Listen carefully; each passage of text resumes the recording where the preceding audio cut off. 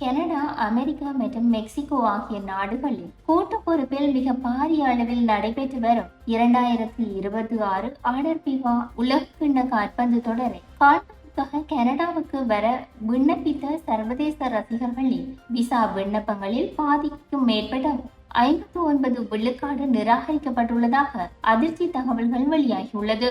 கனடாவின் குடியேற்றம், அகதிகள் மற்றும் குடியுரிமை பிரிவு IRCC வெளியிட்டுள்ள உத்தியோகபூர்வ புள்ளிவிவர தகவல்களின்படி சமர்ப்பிக்கப்பட்ட விண்ணப்பங்களில் வரும் 41 விழுக்காட்டினருக்கு மட்டுமே நாட்டுக்குள் நுழைய அனுமதி வழங்கப்பட்டுள்ளது.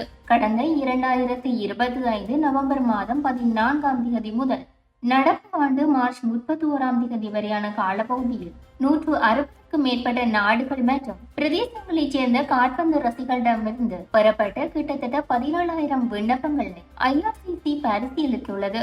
எனினும் நாடுகளின் பின்னணியை பொறுத்து விசா ஒப்புதல் விகிதங்களில் மிக பெரிய வேறுபாடுகள் காணப்படுகின்றன. டொரண்டோவில் நடைபெற்ற பனாமாவுக்கு எதிரான போட்டியில் கானா வெற்றி பெற்றிருந்த நிலையில் அந்த நாட்டு ரசிகர்களிடமிருந்து அதிகபட்சமாக 1725 விண்ணப்பங்கள் பெறப்பட்டுள்ளன. எனினும் அவற்றில் 117 விழுக்காட்டிற்கு குறைவான விண்ணப்பங்கள் மட்டுமே அனுமதிக்கப்பட்டிருந்தன. கொலம்பிய அணியில் பங்கேற்கும் லீக் போட்டிகள் எதுவும் கனடாவில் நடைபெறாத போதிலும் அந்த நாட்டு ரசிகர்களின் 1630 விண்ணப்பங்களில் 69 விழுக்காட்டிற்கு கனடா ஒப்புதல் அளித்துள்ளது.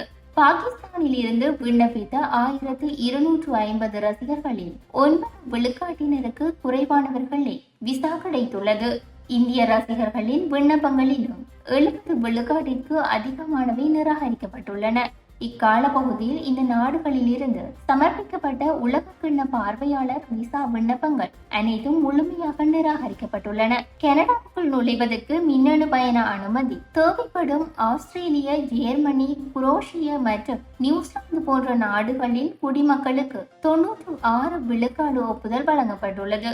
ஆனால் முறையான தற்காலிக வதிவிட விசா மற்றும் போதிய நிதி ஆதாரங்கள், பயண விவரங்களை சமர்ப்பிக்க வேண்டிய நாடுகளின் குடிமக்களுக்கு விசா ஒப்புதல் விகிதம் வரும் 32 விழுக்காடாக மட்டுமே மிக குறைந்த அளவில் பதிவாகியுள்ளது.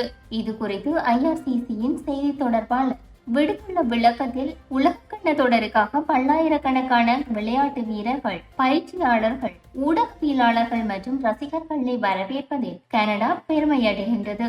அதேவேளை கனடியர்களின் பாதுகாப்பில் எந்தவித சமரசமும் செய்து கொள்ளாமல் பயண நடைமுறைகளை எளிதாக்க சர்வதேச காற்பந்து சம்மேளனத்துடன் இணைந்து பணியாற்றி வருகின்றோம் என தெரிவித்துள்ளார்.